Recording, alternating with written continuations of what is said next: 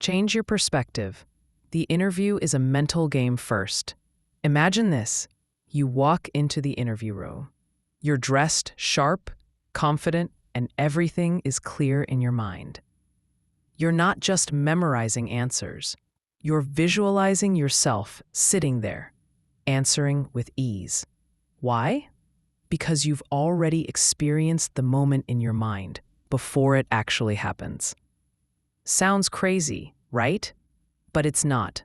This is science. Studies show that your brain doesn't distinguish much between something you vividly imagine and something you actually experience. When you picture yourself answering confidently in the interview, your brain reacts as if it's happening. In a study published by Harvard Business Review, it was found that athletes who visualize their performance before a competition perform significantly better. Why? Because their brain trains their muscles without even moving. If athletes use visualization to win medals, why not use it to crush an interview? Here's the trick. A few days before your interview, take 5 minutes, sit somewhere quiet, and close your eyes. Visualize yourself walking into the room, seeing the interviewer's face, hearing your own confident voice, and even leaving the interview knowing you nailed it. The more you do this, the more your brain prepares for the actual moment, helping you manage the nerves when it's time for the real deal. And the best part? Your brain doesn't care if it's real or just imagined. The result is the same. Confidence, focus, and top performance. Understand the job before you open your mouth. Read between the lines. Now that your mind is warmed up, let's get to a smart move that many overlook: breaking down and truly understanding the job. It's not enough to just know the job title. You need to do a little investigative work. Understand the job from the company's perspective, not just your own. Here's the trick. When you see a job posting, don't just skim it. Treat it like a puzzle. Look between the lines. What words do they repeat? What are the key tasks they focus on? Are they emphasizing teamwork, speed, initiative? For example, if the job description mentions words like collaborative, team-oriented, and cross-functional projects, they want someone who thrives in a team. So if you come into the interview talking about how you prefer to work alone, you're not aligning with what they're looking for. Ask yourself, what problem are they trying to solve by hiring for this role? What values seem to matter most to the company? This is where you create your job avatar, the perfect person they're seeking. Not some imaginary person, but a real one you'd want to be. Are they fast-paced, organized, outgoing, analytical? Now, when you prepare your answers, compare them to this avatar. Does your answer align with their needs, or does it miss the mark? For example, if the job is for an administrative assistant and the avatar is someone detailed, fast, and organized, don't say, "I like to start my day when I feel energized and I prefer working on my own." Instead, give them, "I start my day with a clear plan. I review the day's meetings, prioritize tasks, and make sure everything is in order before anything else." See the difference? It's the same person, but how you communicate changes to align with what they need. The first 30 seconds, own the room like you're on stage. Here's the thing. The interview starts before you even speak a word. The silence when you walk into the room, your body language, your posture, your facial expressions, all of these send signals before you say anything. Why? Because the human brain forms an initial impression in the first 7 seconds. And some studies say even quicker than that. So even if you're about to crush the answers, if your entrance isn't solid, your start is already a little shaky. What's the solution? Design your entrance. How do you design your entrance? Clothing. Don't overdo it, but don't underdo it either. Be neat, but dress according to the company culture. A formal company? Suit up. A startup? Stay sharp, but casual. Posture. Stand tall. Walk confidently, but not too fast or slow. Smile. a gentle smile, not forced, as if you're meeting someone you're excited to work with. Tone of voice, your first hello or good morning should convey calmness and confidence. Let's compare two candidates walking into the same interview for the same role. The first walks in holding papers with their head down, says a low, mumbled hello. The second walks in with a smile, stands tall, and confidently says, "Good morning. I'm really excited to be here today." The words are almost identical, but the impact is totally different. Remember, the interview isn't just about the words you speak. Sometimes it's about how you carry yourself. The first impression matters. It sets the tone for everything else. Don't just answer. Tell a story. Turn every question into a success story. Okay, you've made a great first impression. Now comes the real challenge, the questions. When you're asked something like, "Tell us about a time you faced a challenge at work," most people answer with something like, "Oh yeah, I faced a challenge and I got through it. Thank God." But that doesn't paint a picture. It doesn't really show anything. People remember stories, not just answers. So instead of just answering, take them on a journey. Walk them through the situation step by step. Let them see it with their own eyes. Show them what you were like, what happened, what you did, and what the result was. The formula? Use the STAR method. Situation, task, action, result. Situation, paint the scene. Where were you? Who was involved? Task, what was the challenge? Action, what did you do? Result, what happened? Did you succeed? Did you learn something? Any numbers or outcomes? Example, in a story format. 2 years ago, I was responsible for organizing an internal conference for the company. 3 days before the event, our main vendor canceled last minute. I had 2 options: cancel everything, or find an alternative within 72 hours. I immediately started sourcing backup vendors, and within 24 hours, I secured a new partner, restructured the schedule, and adjusted the timing without causing any confusion for the team.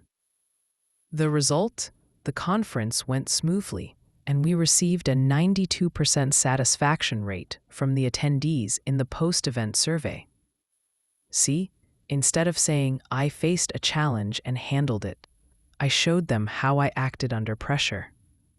Stories not only deliver information, they create an image of you in their minds and make them see you in the role as if you've already been working there. And remember, every question is a chance to tell a small story that makes you seem like a perfect fit. You're not just applying for a job, you're evaluating them too. Wait a minute, what? You're telling me not to be excited for the job? No, that's not what I mean. The key here is to enter the interview with the mindset of someone who's also evaluating the company just as much as they're evaluating you. And this isn't arrogance. It's the right mindset. When you walk in feeling like you're the one who needs the job, it shows. Your voice shifts, your confidence drops, and everything you say seems like you're trying to convince them, not showing them who you truly are. But when you walk in thinking, "I'm here to see if this company is right for me," you immediately present yourself as calm, collected, and ready to engage in a true conversation. How to turn the interview into a two-way conversation. Ask smart questions at the end. We'll talk about this in a separate point. Comment on things they mention, like you're joining a discussion, not just responding. When they ask you, "Why do you want to work here?" take a moment and say something like, "Honestly, after reading about your values and hearing about your team's work culture, I feel there's a great alignment with the kind of environment where I thrive. But I'd love to hear more about the day-to-day challenges in the role and how you handle projects." See how that shifts the dynamic? You're evaluating them too. And when they ask, where do you see yourself in 5 years? Instead of saying, I want to be a manager, say, I don't measure success by titles as much as by growth and impact. I want to be in a place where I can keep learning, growing, and truly contribute to a team that's pushing the envelope. This mindset, it makes you come off as someone who values partnership, not just a paycheck. When they ask, do you have any questions? Don't just say no. This is your chance to shine. A lot of people, when they get asked, do you have any questions for us? They respond with, no, I'm good, thanks. And that's where they miss the mark. Because this question isn't just, do you have doubts? It's a chance to show that you're thinking critically, that you're really interested in the role, and that you're engaged. What kind of questions should you ask? Keep your questions focused on 3 key areas. 1. Understanding the role. 2. Demonstrating your interest in the company. 3. Showing you're ready to contribute. Great questions to ask. How do you measure success in this role in the first 3 months?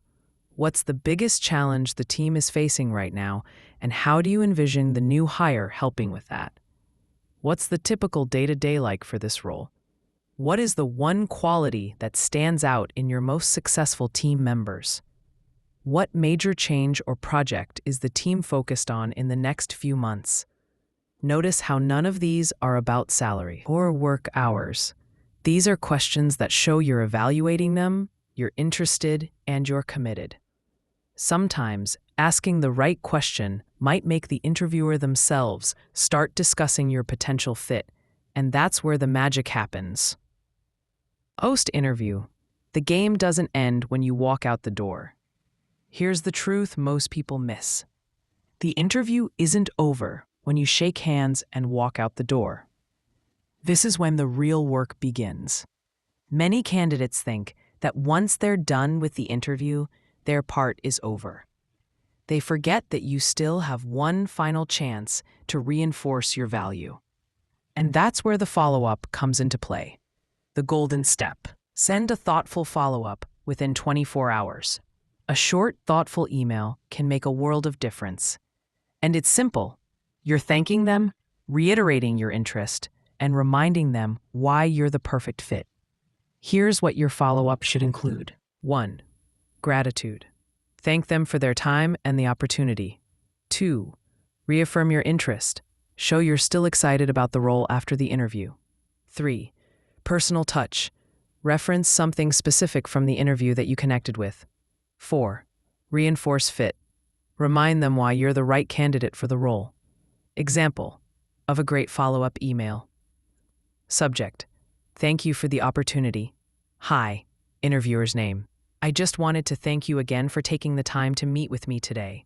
I really enjoyed our conversation about specific topic discussed and learning more about your team's goals.